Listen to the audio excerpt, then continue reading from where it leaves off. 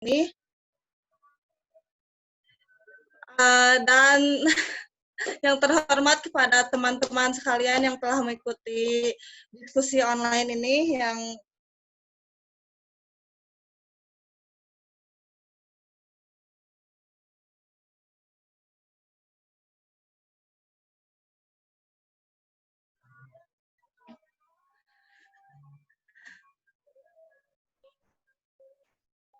suaranya kedengar ya.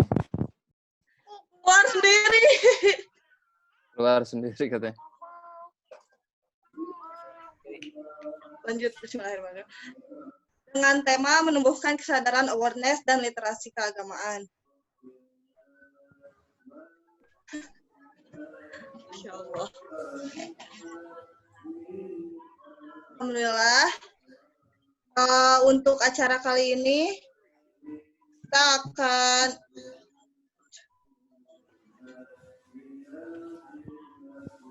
ini tak ada kan? Ya, lanjut.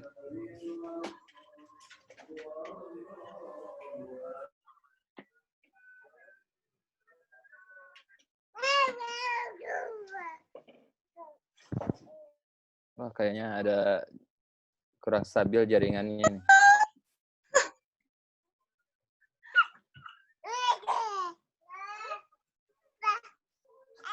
Halo, Hana? Ini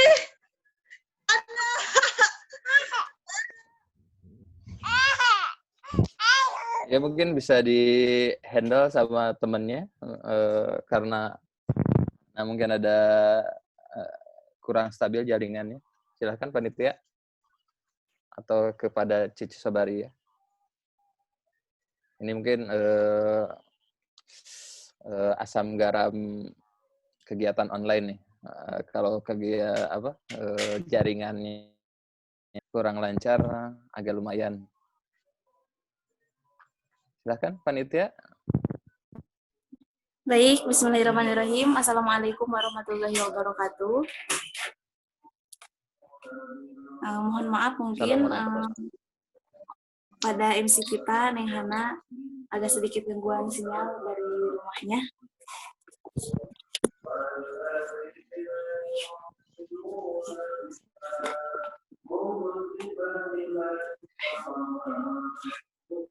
Baik, bismillahirrahmanirrahim. Alhamdulillahirrabbilalamin wa bihi nasta'inu ala umuri dunya waddin wa ala alihi washabihi ajmain. Amma ba'du.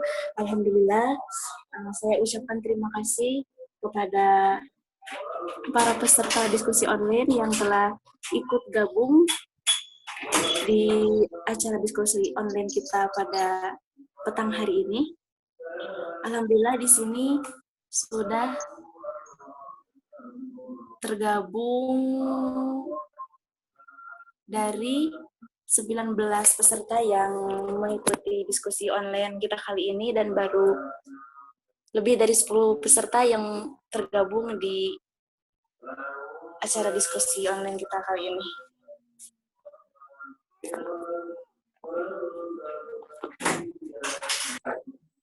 Baik, saya sedikit terganggu juga itu untuk sinyalnya sebentar.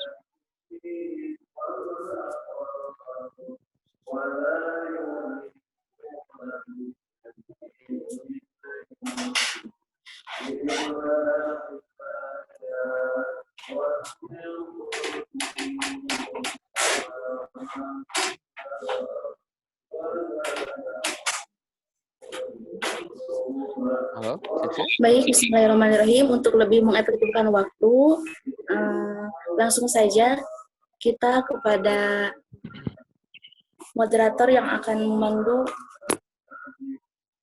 kegiatan kita pada kali ini. Bentar, ini udah. Bentar, ini ada susah.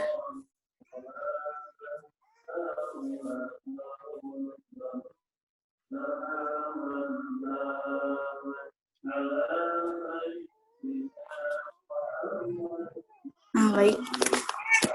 Baik, untuk kosita kali ini saya akan bacakan CV-nya. Kegiatan kita kali ini akan dipandu oleh Bapak Agus Kurnia selaku host pada acara kegiatan kali ini. Beliau sudah menempuh pendidikan S2 di UIN Bandung, dan kemudian beliau sekarang sedang menempuh S3-nya di Universitas Gadjah Mada, juga mengambil jurusan ekonomi Islam dan industri halal, dan juga beliau sebagai dosen. Nah, waktu dan tempat dipersilahkan. Ya, bismillahirrahmanirrahim. Assalamualaikum warahmatullahi wabarakatuh. Terima kasih kepada para peserta dan panitia yang telah menyelenggarakan acara ini. Mudah-mudahan kita senantiasa diberikan kesehatan oleh Allah Subhanahu wa Ta'ala.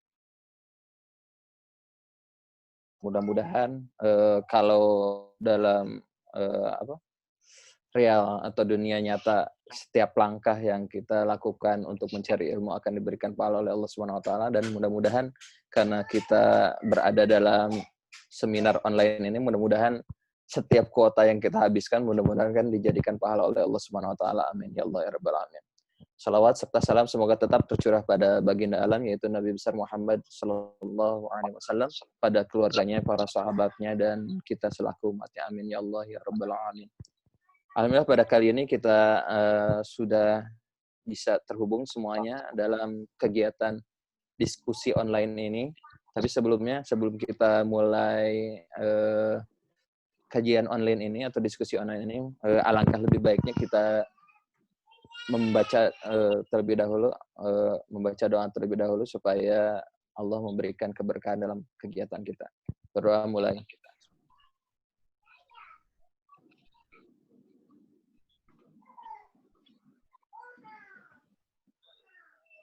Ya, sebelum kita masuk ke acara inti kita, yaitu diskusi online, saya akan mengenalkan narasumber kita pada kali ini.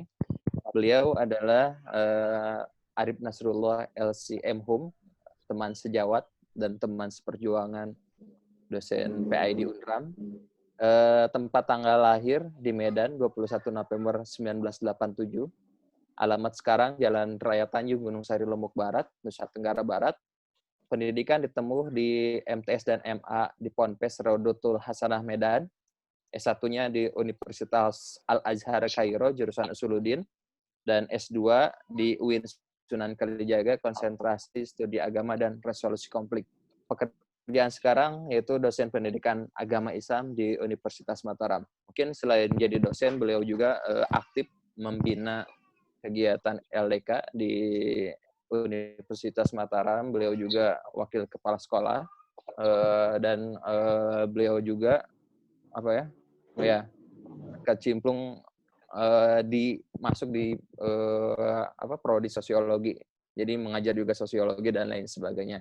Mudah-mudahan kita bisa mengambil ilmu yang beliau sampaikan pada hari ini. Itu mungkin untuk sebagai pengantar. Selanjutnya untuk mengefektifkan waktu, kita serahkan kepada Pak Arif Nasrullah LCM Hum untuk memberikan.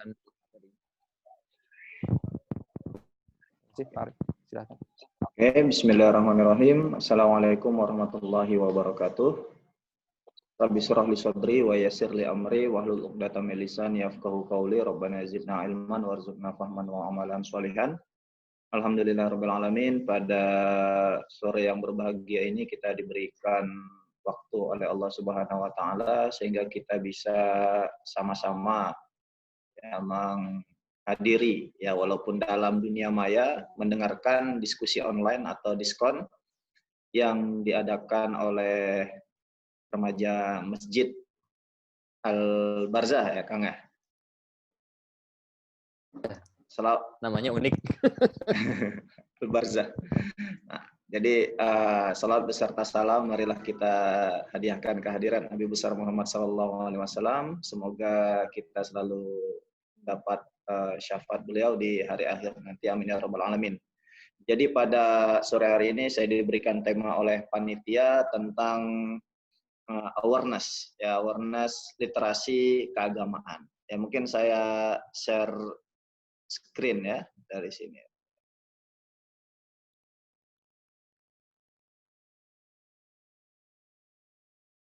Oh, nggak bisa. Oke, jadi kita membahas tentang menumbuhkan kesadaran dan literasi beragama. Jadi yang harus kita pahami ya, jadi harus kita pahami bersama bahwasanya agama Islam itu adalah agama yang rahmatan lil alamin. Ini harus kita pahami bersama, yang harus kita jadikan pondasi bersama ya, agar tingkah laku kita, kemudian tutur kata kita itu selalu menggunakan prinsip rahmatan lil alamin. Ya, jadi bukan hanya untuk kita, ya kebaikan bukan hanya untuk kita, tetapi juga kebaikan untuk orang-orang di sekitar kita. Nah, ini prinsip rahmatan lil alamin. Ketika segala tutur kata dan tindak tanduk kita berpondasi kepada rahmatan lil alamin, maka insya Allah ya semua kita itu akan baik. Ya, makanya karena Islam agama yang rahmatan lil alamin, maka kita lihat ya, kita akan melihat bagaimana agama Islam itu sangat menjunjung tinggi ilmu pengetahuan. Ya, menjunjung ilmu pengetahuan di mana di sana dibuktikan ya, bukan hanya sekedar omongan, tapi memang dibuktikan dengan karya-karya monumental. Ya, karya-karya monumental baik itu sifatnya sains, ya, sains dan teknologi. Ya, di sana ada ilmu kedokteran, optik, kemudian aljabar, kimia dan lain sebagainya, ilmu-ilmu humaniora, ya. Kemudian ada masalah keagamaan, ya, ini ilmu-ilmu ini dihasilkan oleh ketika dinasti Abbasiyah. Ya, dinasti Abbasiyah di sana ilmu sangat berkembang pesat, ya setidaknya ada beberapa faktor ya yang membuat ilmu itu berkembang pesat ketika dinasti Abbasiyah.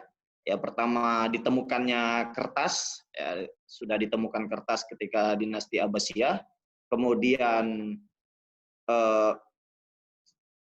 ekspansi itu sudah mulai berhenti ketika zaman Abbasiyah, ya ketika Muawiyah, dinasti Umayyah itu ekspansi besar-besaran sehingga kurang begitu memperhatikan ilmu pengetahuan.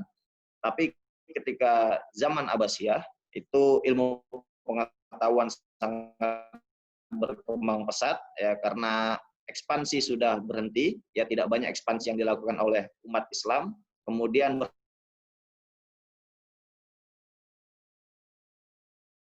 Baitul Hikmah yang walaupun pada akhirnya Baitul Hikmah ini dihancurkan oleh tentara Mongol, kemudian dibakar semua bukunya dan dibuang ke Sungai Efrat ketika itu. Nah, tetapi ini membuktikan bahwasanya Islam itu sangat menjunjung tinggi ilmu pengetahuan. Makanya di dalam maqasid syariah, ya di dalam maqasid syariah itu, maqasid syariah itu adalah tujuan ya.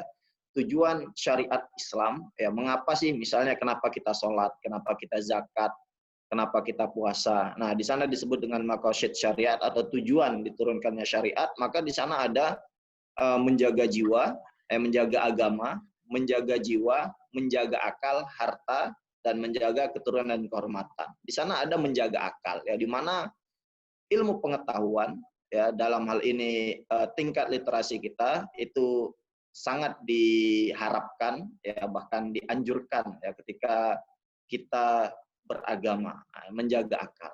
Nah, makanya di dalam Al-Quran juga banyak sekali ayat-ayat, di dalam hadis juga banyak sekali ayat yang menganjurkan kita untuk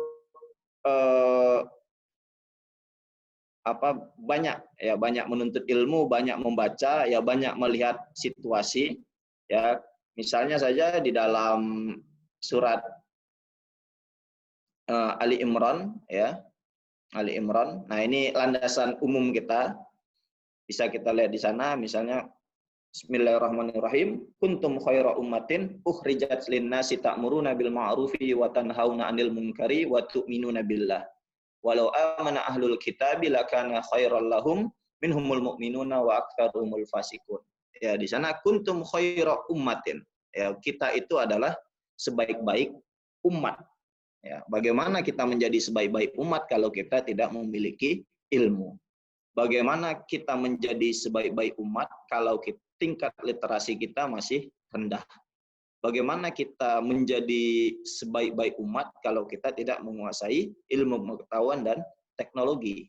Nah, maka dalam konteks kekinian, ya, kuntum khaira ummatin ukhrijat linnas itu bukan hanya konteks dalam kesolehan agama, tetapi juga dalam konteks kesolehan sosial. Ya, kesolehan sosial salah satunya itu adalah kita pintar, ya, atau kita melek, atau kita berliterasi. Nah, itu salah satu indikator kita menjadi kuntum khaira ummah. Ya, ketika kita tidak begitu pintar, atau ketika kita tidak pintar sama sekali, tidak pernah membaca buku, ya, tidak melek literasi, maka kita tidak akan bisa, ya, mengerjakan perintah yang ta'muruna bil ma'ruf wa tanhauna 'anil munkar. Ya, jangan-jangan kalau kita tidak melek, ya, tidak melek secara intelektual, kita malah menyuruh orang berbuat mungkar, kemudian melarang orang berbuat baik.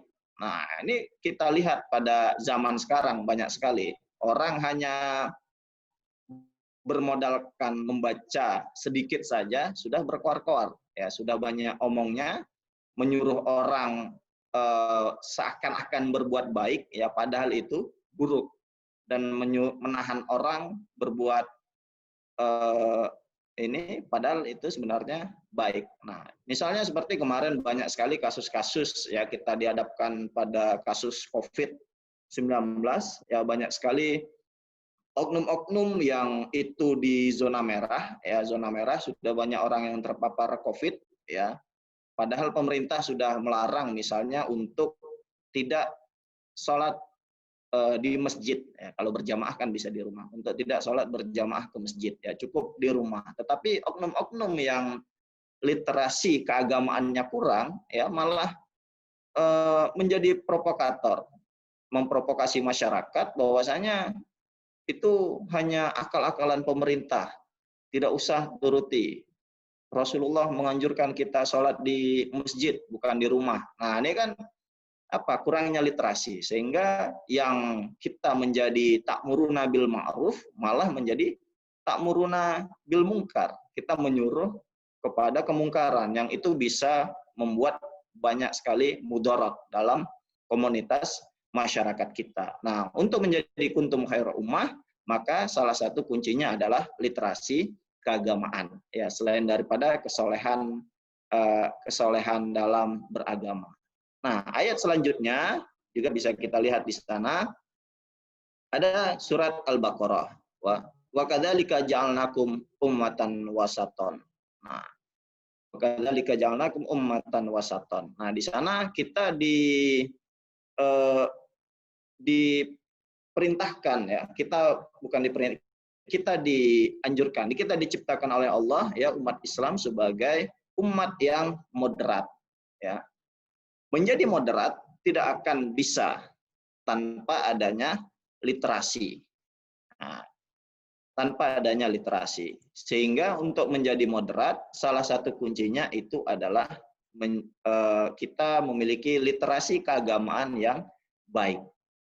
Nah, makanya menjadi moderat, kalau kita tidak mempunyai literasi keagamaan yang baik, kita antara menjadi orang yang tekstualis, ya, menjadi orang yang ekstrim, sedikit-sedikit bid'ah, sedikit-sedikit menyalahkan orang karena tidak sesuai dengan Al-Quran dan Sunnah, atau kita menjadi kontekstualis, ya, atau menjadi orang-orang yang liberal, ya, yang liberal, yang penting baik, tidak usah misalnya sholat itu kan ta'muruna bil ma'ruf wa tanhauna 'anil munkar, ya, mencegah kemungkaran, yang ngapain lagi sholat. Nah, ini kan tekstualis, kontekstualis, ya, atau liberal.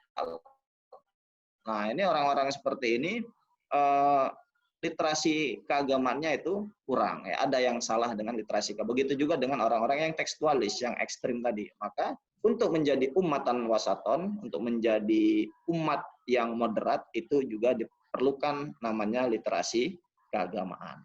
Kemudian ayat yang ketiga juga kita akan lihat di sana Iqra. Nah, baru di sana dikasih kuncinya ya, mengapa ini diberikan atau terletak pada ayat pertama ya, karena ini merupakan atau wahyu yang pertama kali turun, karena ini adalah kunci ya.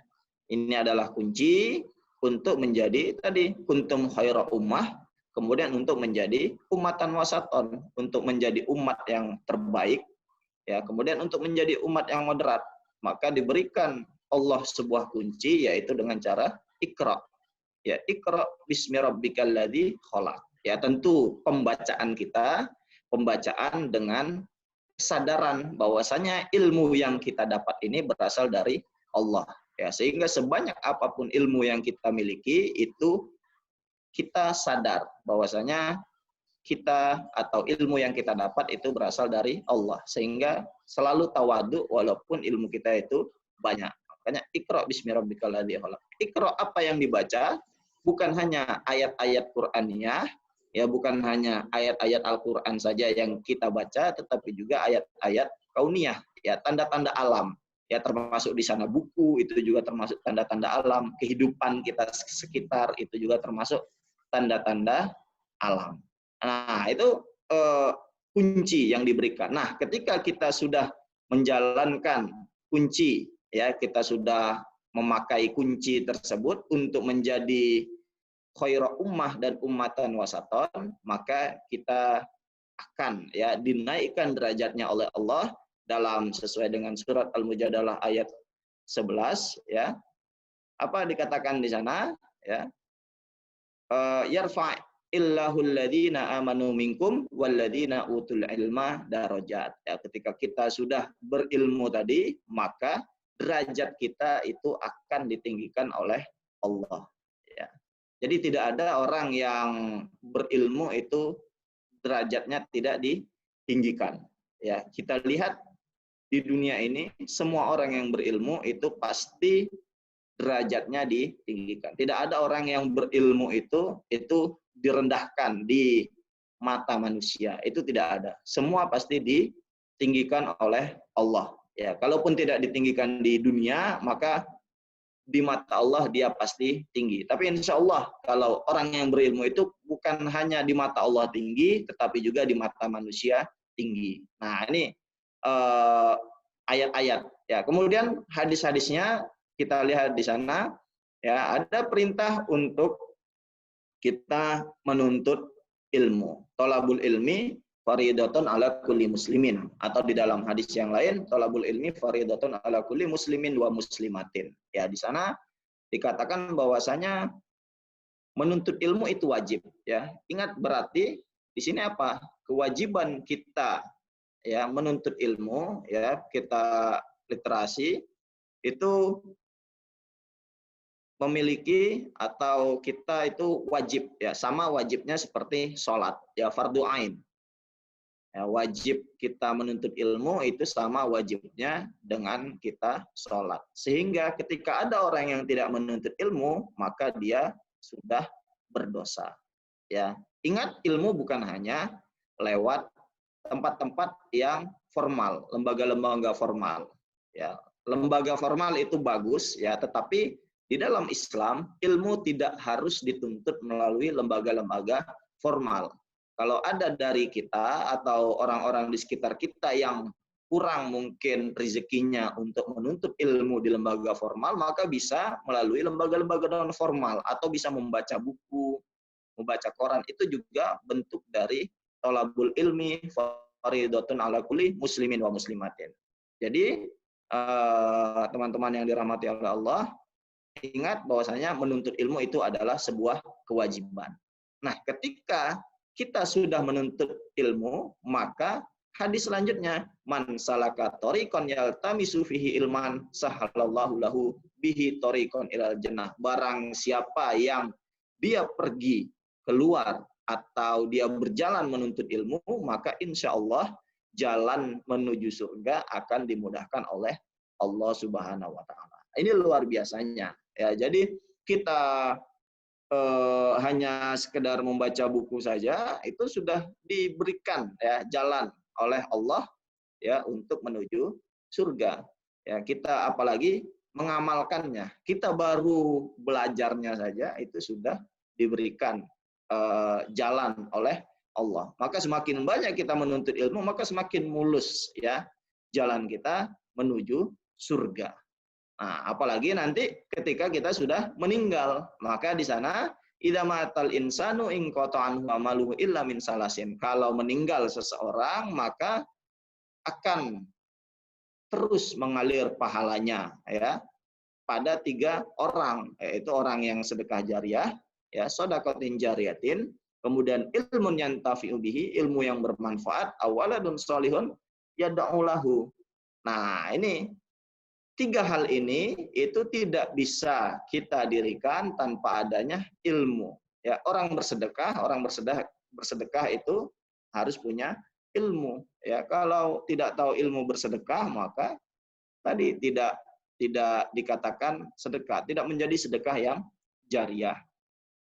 Atau ilmu yang tafau bihi. Nah, ini adik-adik yang hanya mengajarkan iqra ya kepada saudaranya, kepada adiknya yang lebih kecil, mengajar ngaji di masjid, insya Allah ya, ketika ilmu itu selalu diamalkan oleh orang-orang yang kita ajarkan, maka yuntafa'u bihi, maka itu dimanfaatkan dan pahalanya akan menjadi pahala jariah yang tidak akan terputus. Ya, maka kalau ada teman-teman ya yang dirahmati Allah menjadi guru ya, walaupun gajinya hanya 150.000, 200.000, ya mungkin Kang Agus pernah merasakan ya sebelum jadi dosen, gaji hanya 200.000 sebulan, 250.000 sebulan. Nah, itu tapi di sana ada kabar gembira yang diberikan oleh Nabi Muhammad bahwasanya yuntafa'u itu kalau diamalkan maka pahalanya akan terus mengalir. Nah, kemudian ada waladun sholihun yad'u lahu. Nah, anak yang soleh. Anak soleh ini terbentuk kalau tidak ada ilmunya, maka tidak bisa membentuk anak yang soleh. Ya, maka tadi kuncinya. Nah, ini setidaknya kita berbicara tentang pentingnya literasi keagamaan dari sudut pandang Al-Quran dan sudut pandang hadis. Nah, kemudian kita di sana ada beberapa pertanyaan. Ya, ada beberapa pertanyaan, misalnya saking pentingnya literasi keagamaan ini, ya literasi keagamaan itu, misalnya mengapa malaikat ya disuruh oleh Allah bersujud kepada manusia, ya padahal secara manusia itu tidak ya diciptakan baru-baru dari tanah lagi, nah sedangkan malaikat dari cahaya, iblis dari api, tetapi kenapa malah dua makhluk Allah ini disuruh bersujud, ya bersujud dalam artian di sini kalau tafsir mengatakan itu hormat, ya hormat, ya sama seperti kalau kita melihat film misalnya orang-orang ketika menghadap raja itu bersujud, bukan berarti dia menyembah, ya menyembah orang tersebut, tapi itu merupakan bentuk penghormatan. Ya, mengapa malaikat dan setan, ya atau iblis itu disuruh Allah bersujud kepada manusia? Ya tidak lain karena ilmu. Ya, wa 'allama Adamal asma'a kullaha, karena Nabi Adam itu sudah diajarkan oleh Allah al-asma'a kullaha. Ya, jadi ilmu-ilmu itu sudah ditransfer kepada Nabi Adam. Ya, sehingga malaikat dan iblis ketika itu disuruh untuk hormat kepada Nabi Adam. Karena dengan ilmu itulah orang bisa mencapai derajat takwa. Ya, dengan ilmu orang bisa mencapai derajat takwa. Tanpa ilmu, maka orang tidak akan bisa mencapai derajat takwa. Ya, sama seperti misalnya mengapa Nabi Khidir dan Nabi Musa ya dalam perjalanan di dalam surat Al-Kahfi itu akhirnya disuruh berpisah. Kamu sepertinya berpisah aja wahai Musa, kamu nggak bisa sama aku. Ya kenapa? Karena tadi Nabi Musa tidak sabar dengan ilmu-ilmu yang akan diajarkan oleh Nabi Khidir. Nah, itu juga ini. Kemudian misalnya kenapa Nabi Muhammad juga membuat pemuka-pemuka Quraisy itu tercengang, ya karena ilmu Nabi Muhammad. Ya, Nabi Muhammad ketika banjir, Ka'bah ketika banjir, dia ini Hajar Aswad itu bergeser, Nah, itu di sana berpindah tempat, maka dengan kecerdasan Nabi Muhammad ya akhirnya melepaskan sorbannya, kemudian sama-sama pemuka Quraisy itu sama-sama mengangkat batu Hajar Aswad ya, batu hitam menuju tempatnya semula ya, karena ilmunya juga. Makanya karena ilmu juga Nabi Muhammad itu diberikan julukan Madinatul Ilm ya, kotanya ilmu. Nah, itu saking luar biasanya ilmu tersebut. Nah, kemudian di sana selain pertempuran, nah kemudian di sana kita harus melihat juga dimensi Islam. Ya, dimensi Islam itu ada dunia akhirat ya. Man arada dunya alaihi bil ilmi wa man aradal akhirah fa alaihi bil ilmi. Kita mau dunia harus dengan ilmu.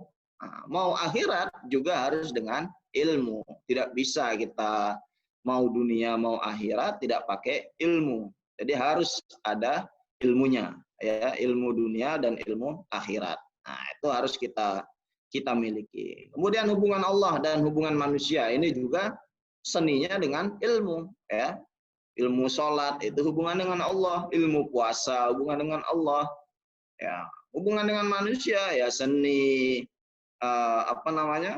ilmu untuk diskusi, ilmu untuk ilmu manajemen, nah ilmu kedokteran, nah itu hubungan dengan manusia. Nah, itu dimensi Islam. Ritual sosial ya, tadi sama dunia akhirat ya, kita sholat, kemudian ada ritual sosial, ilmu dan amal. Nah, kemudian ketika kita punya ilmu ya, itu tidak hanya diam di pikiran kita, tetapi juga harus kita amalkan. Ya, harus kita minimal kita transfer ke orang-orang. Jangan ilmu itu hanya disimpan di dalam pikiran kita, tetapi juga harus diamalkan. Nah, ini yang penting ya. Harus kalau sudah punya ilmu ya minimal, walaupun tidak semua ilmu memang kita amalkan, tapi setidaknya ilmu-ilmu yang sudah kita tahu itu jangan diam di dalam pikiran kita saja. Minimal harus kita transfer dan kita amalkan. Kemudian dimensi Islam yang lain itu adalah moderat.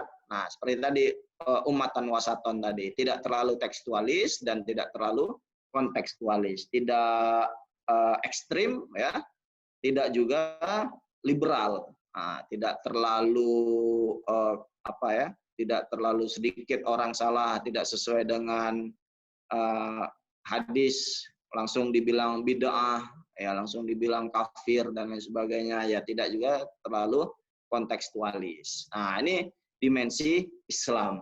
Ya, kemudian sebagai muhasabah kita, ya sebagai muhasabah kita di sana kita melihat misalnya urutan populasi dunia. Ya, kita lihat di sana urutan populasi dunia bahwasanya jumlah penduduk terbanyak ya ditempati oleh Tiongkok, kemudian 2 itu India, 3 Amerika, 4 Indonesia, 5 Pakistan dan 6 Brazil. Nah, ini adalah merupakan bonus demografi yang dimiliki oleh negara-negara ini ya. Menariknya 6 negara ini memiliki penduduk dengan agama yang berbeda-beda. Misalnya Tiongkok, mereka mayoritas adalah Buddha ya. Buddha, Konghucu, itu mayoritas di Tiongkok. Kemudian India dengan mayoritas Hindu, Amerika Serikat dengan mayoritas Protestan, ya, mayoritas Kristen. Kemudian Indonesia dan Pakistan dengan mayoritas Muslim, dan Brazil ya dengan penduduk terbanyak nomor 6 dengan mayoritas Katolik. Nah, ini menarik untuk kita pelajari. Kita lihat Tiongkok sekarang lagi perang dagang dengan Amerika, ya, lagi habis-habisan ya perang dagang Tiongkok antara Amerika, sehingga ada beberapa negara seperti India, Indonesia, Pakistan, dan Brasil ini kalau kita tidak bisa mengambil momen-momen tersebut, maka bonus yang diberikan oleh Allah berupa bonus demografi ini akan menjadi sia-sia. Ya, kalau kita tidak meningkatkan literasi kita, maka kita akan menjadi negara yang hanya menonton kesuksesan orang-orang. Ya, kita lihat sekarang CEO-CEO di dunia, perusahaan-perusahaan terkenal seperti Microsoft, kemudian itu isinya orang India semua ya. Mereka sudah di kancah dunia itu sudah mulai dilirik ya. Tinggal kita, apakah kita sebagai warga negara Indonesia yang mayoritas populasinya sebagai beragama Islam, apakah kita bisa mengambil kesempatan-kesempatan yang sudah banyak terbuka ya, karena sekarang ekonomi melemah, terutama karena kasus COVID, kemudian Tiongkok dan Amerika Serikat juga perang dagang. Nah, di sana apakah kita bisa mengambil kesempatan atau tidak? Yang terakhir adalah saya menginikan sebuah ini al-hasu ala ta'allum ya, motivasi bagi kita semua untuk literasi ya, atau menuntut ilmu, literasi keagamaan, terutama ya ilmu-ilmu dunia juga pada umumnya. Ya, kita bagaimana di sini al-alimu kabirun wa in kana hadatsan wal jahilu shaghirun wa in kana saikhon. Orang yang berilmu itu besar walaupun umurnya masih muda. Jadi adik-adik semua ya, rekan-rekan semua sejawat, walaupun umur masih muda, tetapi kalau ilmunya itu banyak ya, berilmu, maka itu akan menjadi besar ya, akan menjadi besar. Nah, wal jahilu shaghirun wa in kana saikhon. Dan orang yang bodoh ya, orang tua, kalaupun dia bodoh, maka itu akan kecil ya, akan kecil ya. Kita lihat banyak milenial sekarang yang menjadi masih muda sudah menjadi menteri ya. Misal Nadiem Makarim itu masih muda sudah menjadi menteri. Apalagi kemarin ada staf khusus ya, staf khusus milenial ya. Orang-orang muda dijadikan staf khusus presiden. Nah, itu apa? Punya ilmu ya, selain juga punya koneksi tentunya. Nah, itu al ilmu kabirun wa in kana saikhon. Kemudian ta'allam fa laisal mar'u yuladu aliman. Belajarlah karena tidak ada orang yang lahir dalam keadaan pintar ya. Tidak ada, semua kita bodoh, sehingga kita belajar itu adalah aktivitas sampai mati ya, tidak berhenti di bangku sekolah saja, di bangku kuliah tidak berhenti di sana. Itu adalah aktivitas sampai mati. Saya saja yang sudah 31 tahun yang sudah jadi dosen dan guru tetap belajar, tetap baca buku ya. Saya yakin teman-teman juga seperti itu ya.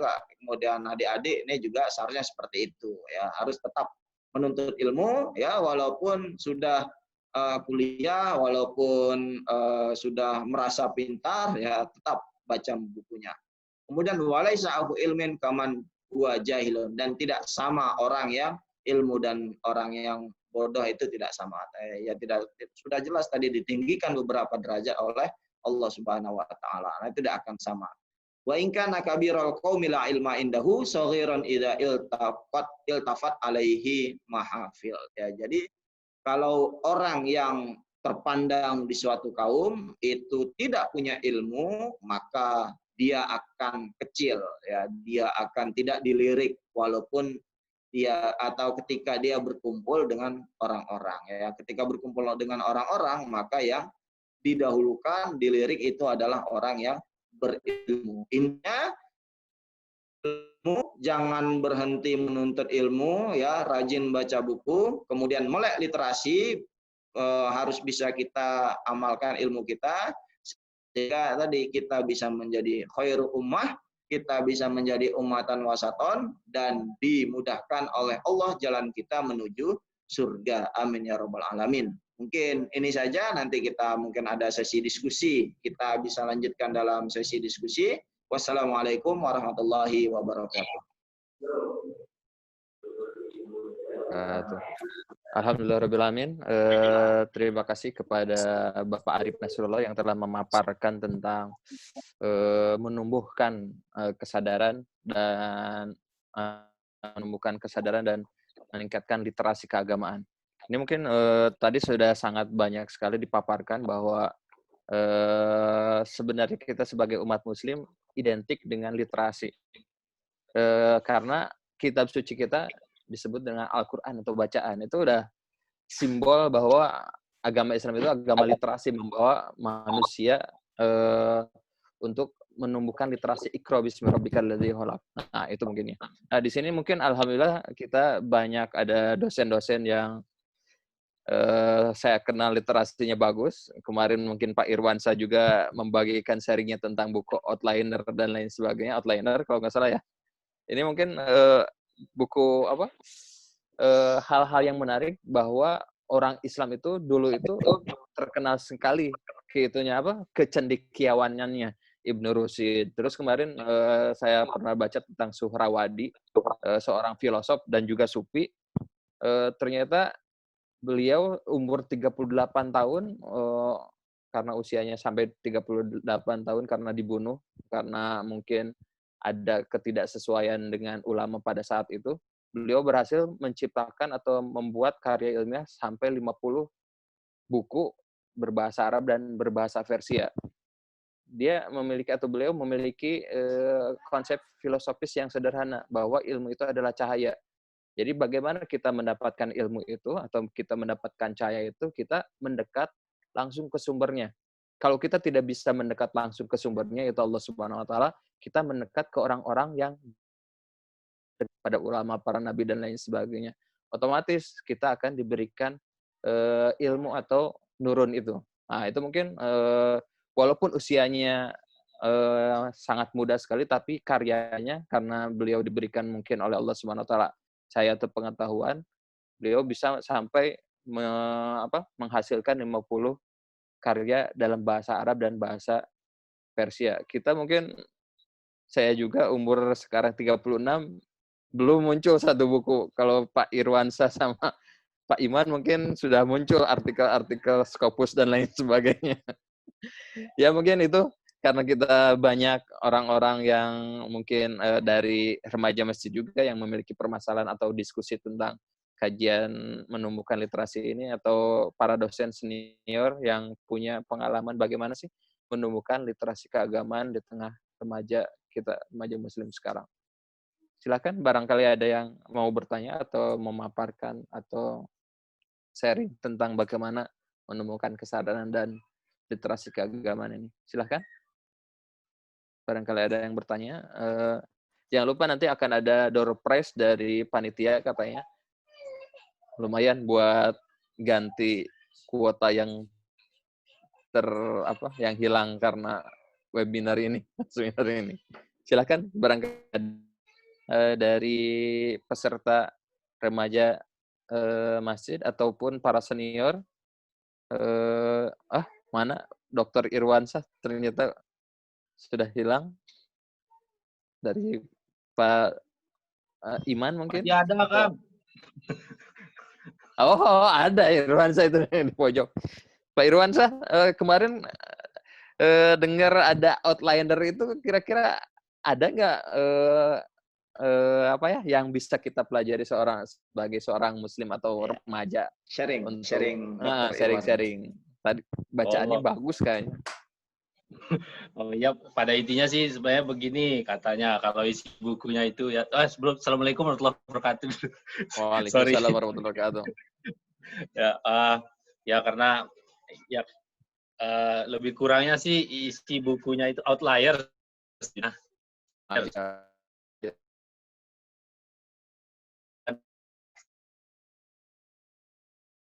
Ya ibaratnya kalau orang itu misalkan dinilai berdasarkan nilai hasil ujian, katakan gitu. Nah, pencilan itu biasanya yang terlalu tinggi nilainya atau terlalu rendah. Nah, itu. Nah, tapi dalam hal ini yang dimaksud adalah terlalu tinggi, ya gitu dah. Nah, ya pada intinya sih isi buku itu mengatakan bahwa kalau orang-orang sukses itu, orang-orang besar itu sebenarnya punya dua hal yang mendukung mereka untuk sukses.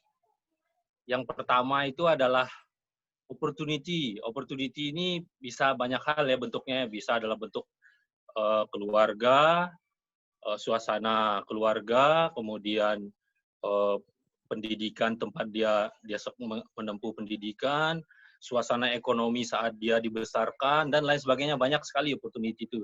Nah, yang kedua itu juga tidak kalah penting, yaitu adalah apa istilahnya? Kemampuan. Nah, kemampuan ini, dan biasanya kan kalau kita biasanya saya tidak akan sukses mungkin kalau saya mungkin kemampuan akademik saya rendah gitu ya. Kadang ada yang berkata begitu. Nah, sebenarnya tidak begitu. Kalau kata penulis saya sih bilang pokoknya kemampuannya itu tidak harus tinggi-tinggi amat, tidak harus IQ-nya sampai 150, sampai 200 itu enggak. Yang penting itu adalah kemampuan untuk memanfaatkan opportunity itu. Nah, sebenarnya sih mungkin kalau dalam kaitannya dengan Islam, sebenarnya kalau saya sih melihatnya, sebenarnya kita orang-orang Islam ini punya opportunity gitu ya, karena dari satu sisi kan Islam sendiri mengedepankan akal gitu ya, salah satunya ya. Nah, kemudian ada perintah untuk belajar, kemudian ajaran Islam kan sangat memperhatikan bagaimana ilmu gitu ya. Nah, sehingga sebenarnya kita punya opportunity. Cuma sekarang apakah kita di keluarga ini menerapkan ajaran Islam itu sehingga memberikan opportunity kepada generasi kita selanjutnya untuk berkembang gitu ya. Nah, seperti itu sih. Jadi sebenarnya ya benang merahnya adalah bagaimana kita dari rumah kita itu kita memberikan opportunity kepada generasi selanjutnya atau kepada orang lain untuk bisa menguasai ilmu gitu ya. Nah, jadi sebenarnya dua itu aja sih Kang Agus. Itu aja mungkin. Mantap banget ya. Oke, makasih banget ya. Mantap tuh. Alhamdulillah. Iya. Pak Dr. Irwan itu merupakan dokter muda ya, umur 30 tahun atau 17 tahun sekarang tuh? Sudah jadi dokter di ITB, coba bayangkan. Dari Sumbawa kan ya? Ya. Ya, alhamdulillah dari Sumbawa bisa sampai ke ITB jauh-jauh.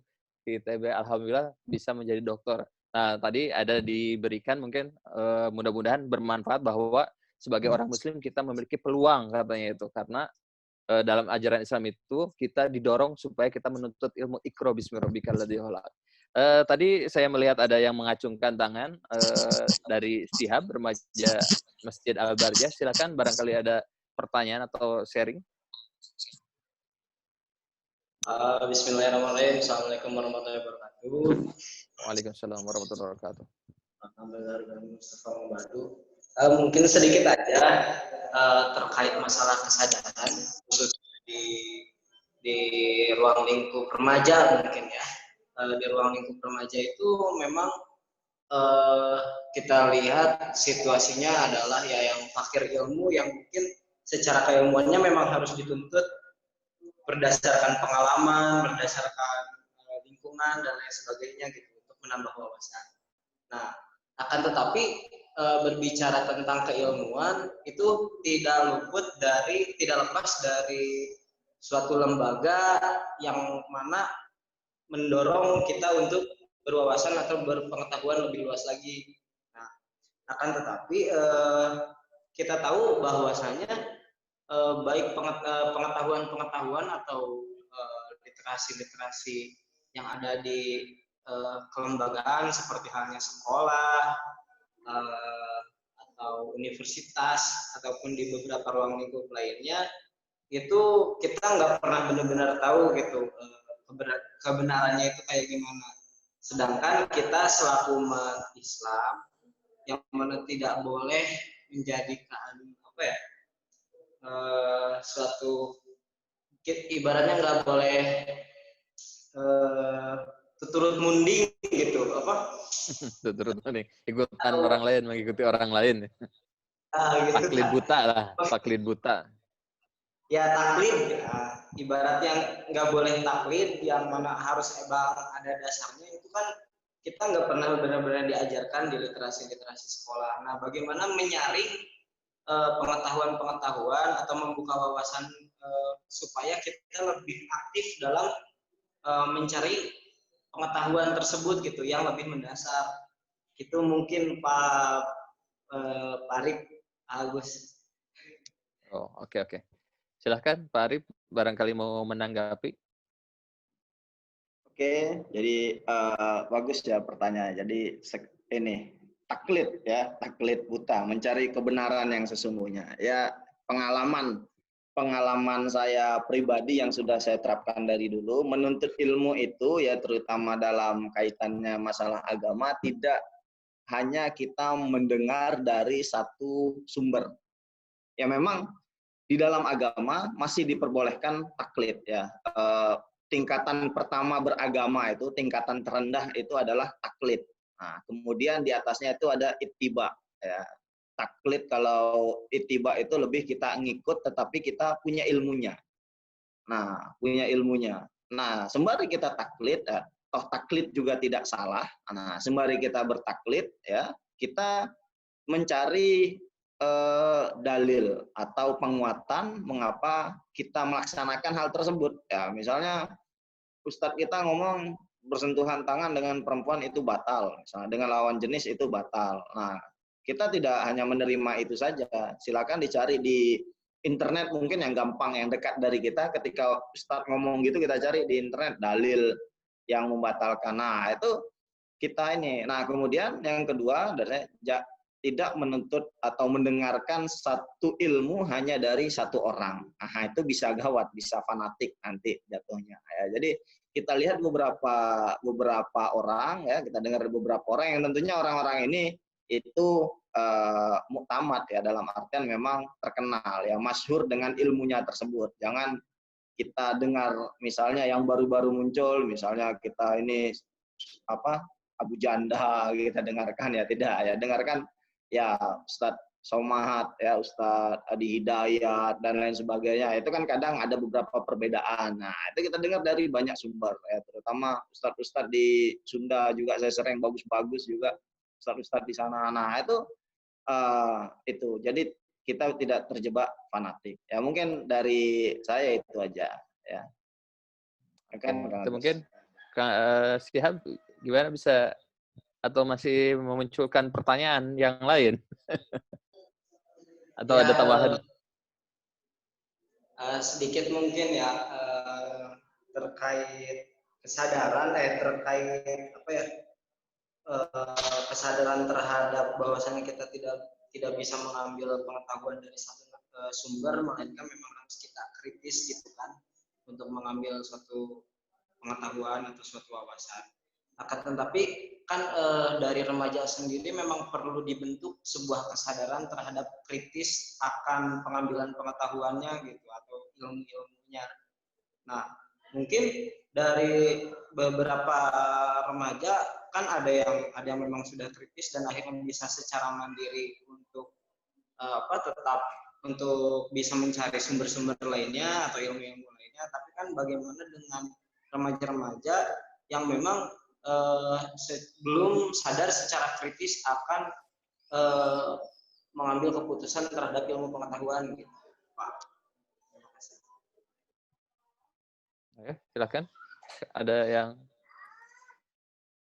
Pak Arif, silakan. Nah, ya, kalau menumbuhkan kesadaran, ya, kalau itu memang di dalam diri itu tidak ada, maka carilah biasanya yang paling gampang. Kalau saya nasehatin, ya, adik-adik mahasiswa ngasih tahu, ya, untuk diri saya sendiri juga biasanya seperti itu, ya, nyari teman yang sekiranya itu kritis, ya, karena kita hidup, pola pikir kita itu ada di dua tempat, di keluarga dan di lingkungan. Kalau memang keluarga kita tidak mendukung, maka kita cari lingkungan yang kritis tadi, yang baik untuk kita. Ya, kadang kita kan nyari teman yang hobinya sama-sama main game, yang hobinya sama-sama nongkrong, ya, itu ya tidak akan berkembang, kayak gitu-gitu aja, ya. Keluar dari zona nyaman itu, ya, kita cobalah dengan mencari komunitas-komunitas yang sekiranya bisa membangun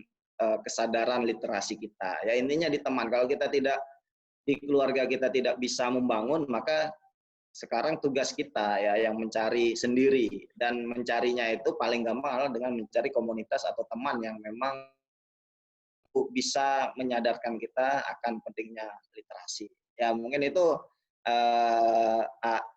Kang Syihab. Iya. Ya, gitu. Mungkin berdasarkan dari pendapat Pak Arif itu, ini mungkin salah satu kegiatan ini mungkin bisa menjadi sarana bagaimana kita untuk menumbuhkan awareness dan literasi kita. Mungkin dengan adanya kegiatan silaturahmi seperti ini, mungkin dari tadi Pak Iwe, Pak Irwansyah menyampaikan, terus Pak Arif menyampaikan, mudah-mudahan dari sana kita yang kumpul di sini mungkin sudah tumbuh, oh iya ya, kita harus benar-benar kritis, harus bisa menyaring mana yang sampah, mana yang emas. Nah, ini dimulai dari perkumpulan ini, mudah-mudahan kita ke depannya remaja itu memiliki kemampuan critical thinking atau daya kritis, karena tidak semua mungkin ilmu-ilmu yang berserakan, apalagi sekarang dunia internet 4.0, ada informasi yang benar-benar emas, mana yang sampah bisa dikritisi. Tadi ada yang mengacungkan tangan dari peserta, mungkin ada jawaban atau ada pertanyaan yang baru, silahkan. Atau dari si Abdul masih ada unek-unek atau dicukupkan sekian supaya keingintahuannya terus ada dalam dirinya supaya tetap bisa kritis. Gimana sih Ab? Sebelum ke Cece Sobaria. Ya, cukup dulu mungkin nanti ditambahin. Biar penasarannya tetap ya ada. Ya, silakan Cece Sobaria tadi mengacungkan tangan. Baik, bismillahirrahmanirrahim. Assalamualaikum warahmatullahi wabarakatuh. Waalaikumsalam warahmatullahi wabarakatuh. Sebelumnya saya terima kasih kepada Bapak host dan Bapak pembicara. Saya ingin bertanya, ya tadi dijelaskan mengenai salah satu kunci menjadi pemuda atau remaja di zaman sekarang itu menjadi moderat, itu ialah salah satunya dengan menumbuhkan kesadaran dan literasi keagamaan. Nah, metode atau teknik seperti apa sih sikap seorang remaja masjid atau pemuda masjid, seperti apa yang mesti dihadirkan nih dalam diri seorang remaja atau pemuda masjid supaya bisa memilah dan memilih. Nah, karena kan ada teori yang mengatakan bahwa dakwah di zaman sekarang itu harus ada perubahan, sebab jika tidak akan kehilangan makna dan substansinya. Nah, pertanyaan saya itu metode atau teknik tersendiri itu seperti apa? Terima kasih. Ya, silahkan. Bila akan menanggapi Pak Arif. Ya, kalau untuk Teknik. teknik berdakwah ya, teknik berdakwah, maka metode atau teknik ya, maka kita harus memang menyesuaikan dengan audiens kita, ya, menyesuaikan dengan audiens kita. Kalaupun itu dengan bil qaul atau dengan perkataan, maka gunakanlah kata-kata yang gampang dipahami, ya, gampang dipahami. Kalau untuk orang tua dan anak-anak, maka banyak cerita-cerita Nabi. Nah, banyak cerita Nabi. Kalau untuk remaja ya seperti kita saat ini, maka lebih banyak gunakan studi kasus atau logika, ya, karena memang pada masa-masa remaja itu banyak pakai logika. Maka kita lihat tujuan dakwah kita itu siapa. Nah, itu kalau bil qaulnya. Kalau bil amalnya gimana? Kalau bil amal, dakwah bil amal, maka kita harus menyesuaikan dengan kondisi sekitar kita. Kita tidak bisa langsung misalnya kita misalnya baru dapat ilmu, baru dengar pengajian ini, kunut itu bid'ah misalnya, kunut bid'ah. Di kampung kita kunut, kemudian tiba-tiba kita mengatakan, kunut itu bid'ah loh, gini. Nah, itu nggak bisa. Jadi harus kita sesuaikan dengan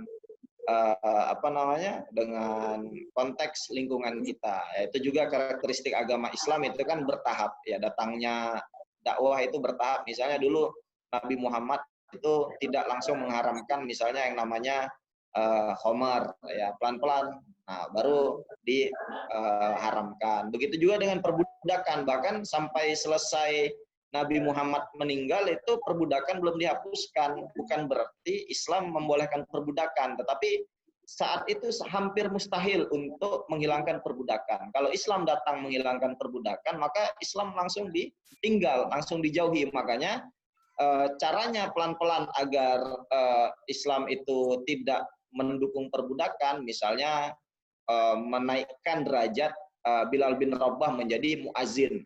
Yang ketika itu kulitnya hitam, kemudian budak lagi, tetapi diangkat derajatnya oleh Nabi Muhammad dengan diperintah menjadi muazin, ya, nyuruh orang manggil sholat. Kemudian hukuman-hukuman di dalam agama Islam itu urutan yang pertama biasanya, ya, kalau orang berhubungan seksual ketika bulan Ramadan misalnya, hukuman yang pertama itu membebaskan hamba sahaya. Nah, membebaskan hamba sahaya, baru suruh puasa 2 bulan, kalau tidak bisa suruh memberi makan 60 orang miskin. Nah, itu ada di sana ininya, tahapan-tahapannya. Nah, maka untuk dakwah bil amal, maka kita memakai tahapan-tahapan tersebut. Jangan langsung tiba-tiba tidak bisa. Ya, harus pelan-pelan seperti karakteristik dakwahnya Nabi Muhammad. Mungkin itu Kang, mungkin nambahin dari Kang Iman atau Kang Iwe. Kang Iwe ada Kang Iwe pengalaman barangkali untuk metode ya gimana? Kurang tahu saya, Kang. Pas ya. Mertuanya kan Ustadz, Tuan Guru. Mertuanya Ustaz. Dapat cahaya dari mertuanya ini. Gimana Bu Cece Sobaria? Bentar ngomong-ngomong jam Lombok azan maghrib itu jam berapa? Halo, jam 6.10. 6 Waduh, sebentar lagi tujuan. berarti lah. Kita 2 menit lagi barangkali. Cece masih ada unek-unek atau gimana? Barakallah, terima kasih, sudah cukup. Iya. Alhamdulillah, walaupun sedikit sebenarnya di belakang layarnya pasti banyak teman-temannya, mungkin teman-teman Cece ada golongan ahwat atau seni dan lain sebagainya. Jadi jangan lupa ini hybrid learning, jadi ada yang offline, ada yang bareng-bareng, ada juga yang online. Ya nanti. Selanjutnya mungkin kita karena waktunya sebenarnya sangat menarik sekali. Kita kembali lagi, jadi orang Islam itu identik dengan literasi. Kita lihat bahwa orang Islam dulu memiliki pusat Baitul Hikmah tadi yang seperti disebutkan oleh Pak Arif. Semua belajar ke Baitul Hikmah tersebut. Sekarang pusat ilmu Baitul Hikmah dihancurkan. Sekarang pusat ilmu di mana? Sekarang ada di Scopus dan lain sebagainya, sehingga orang-orang belajar bahasa Inggris, artikel dan lain sebagainya karena pusat ilmunya di sana. Makanya sebisa mungkin orang Islam sekarang kembali lagi seperti ulama-ulama dulu. Kita memiliki satu pusat ilmu pengetahuan dengan adanya remaja ini, karena remaja mungkin akan menjadi generasi. Jangan lupa dulu orang-orang, para ulama memiliki literasi yang sangat tinggi sehingga beliau menghasilkan banyak hasil karya-karya yang baik dan bermanfaat bagi kita sampai sekarang. Kita lihat sekarang yang menguasai ilmu baca itu adalah orang-orang barat. Kita lihat Bill Gates katanya itu hampir seminggu 5 buku atau 1 tahun 50 buku yang dia baca. Makanya dia menjadi orang terkaya sedunia, kemarin ketiga, ke satu lagi dan lain sebagainya. Kemudian kemarin Elon Musk itu yang pendiri PayPal, kemudian pendiri SpaceX, langsung pendiri juga mobil listrik Tesla dan lain sebagainya.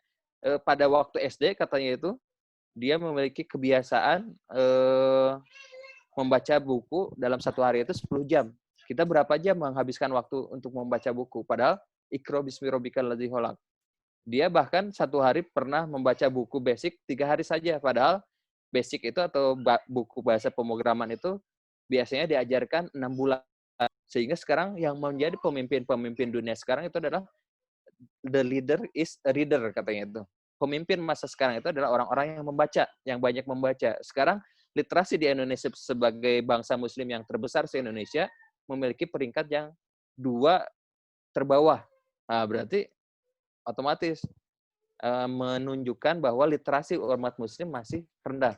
Tapi kemarin menurut penelitian agak meningkat karena di bulan Ramadan banyak orang yang membaca Al-Quran.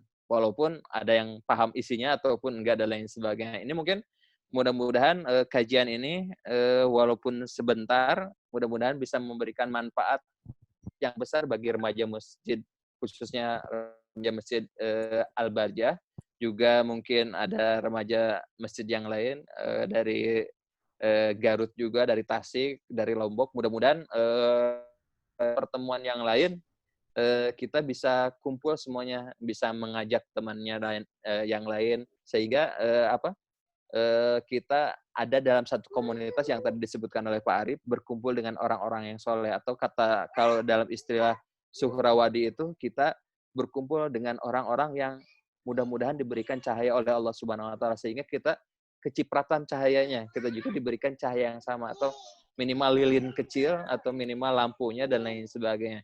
Ini mungkin mudah-mudahan ini bukan menjadi pertama dan terakhir pertemuan kita. Mudah-mudahan ada kegiatan yang lainnya sehingga kita bisa menumbuhkan literasi kesadaran diri kita untuk menjadi muslim yang the leader is the reader katanya itu. Mudah-mudahan sekali lagi kita semangat untuk membaca bukunya. Mudah-mudahan nanti Pak Irwansyah juga atau Dr. Irwansyah juga share buku-buku yang beliau bacanya. Untuk selanjutnya mungkin itu yang bisa disampaikan. Mohon maaf sebagai host banyak kekurangan atau salah kata. Terima kasih pada teman-teman dari Lombok, dari Tasik, dari Garut, dan lain sebagainya yang mengikuti kuliah online ini. Mudah-mudahan kajian berikutnya kita diikuti oleh berbagai remaja masjid yang ada di Bandung ataupun di Lombok dan lain sebagainya. Sekarang saya berikan kembali ke panitia Cici Sobariah yang akan memberikan kuis katanya itu. Ini porno nih. Silakan. Cici atau panitia? Ya, oke, baik. Kita langsung Satu atau dua kayaknya. ada kuisis ya, ini ada kuisis. Kira-kira mungkin untuk waktu di rondenya itu kan 5 menit, tapi insya Allah untuk soal yang akan diberikan itu cukup 6, dan sistemnya teman-teman, linknya akan dibagikan lewat grup WA, grup diskusi online. Jadi teman-teman bisa buka linknya di grup WAG ya, untuk mengklik pertanyaan-pertanyaannya.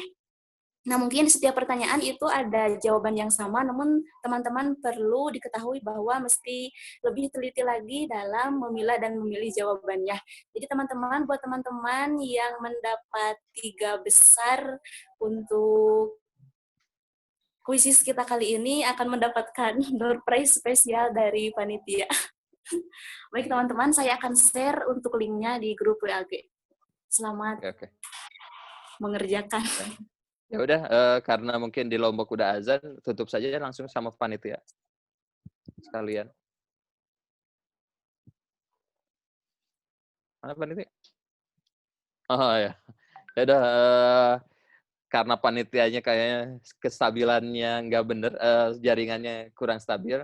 Alhamdulillah, terima kasih sekali lagi bagi para peserta. Mudah-mudahan semua Allah memberikan berkah kepada kita semua, dan mudah-mudahan kita menjadi pegiat literasi dan menjadi remaja generasi Islam ke depan yang bisa meningkatkan kesadaran diri kita dan literasi, sehingga kita menjadi orang-orang yang seperti ulama dahulu yang bermanfaat bagi orang lain. Kuntum khairu ummatin ukhrijat linnas ta'muruna bil ma'ruf wa tanhauna 'anil munkar dan lain sebagainya. Kemudian khairunas anfa'uhum linnas. Mudah-mudahan kita senantiasa memberikan manfaat bagi orang lain. Terima kasih Dr. Irwansyah, Rizky Maulana, dan remaja masjid. Mudah-mudahan kita bertemu lagi di diskusi online yang lainnya. Akhirul kalam, wassalamualaikum warahmatullahi wabarakatuh. Waalaikumsalam. Terima kasih. Assalamualaikum. Halo. Udah gede lagi. Ayo, Assalamualaikum. Waalaikumsalam. Waalaikumsalam. Terima kasih kepada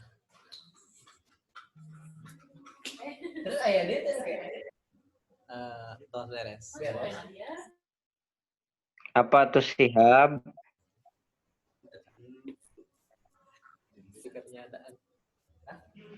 Kumaha kan? Saya nama orang ngopi.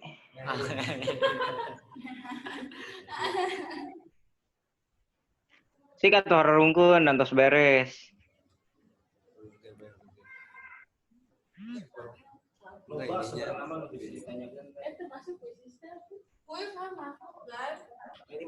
Ini masih record ini end dulu ya.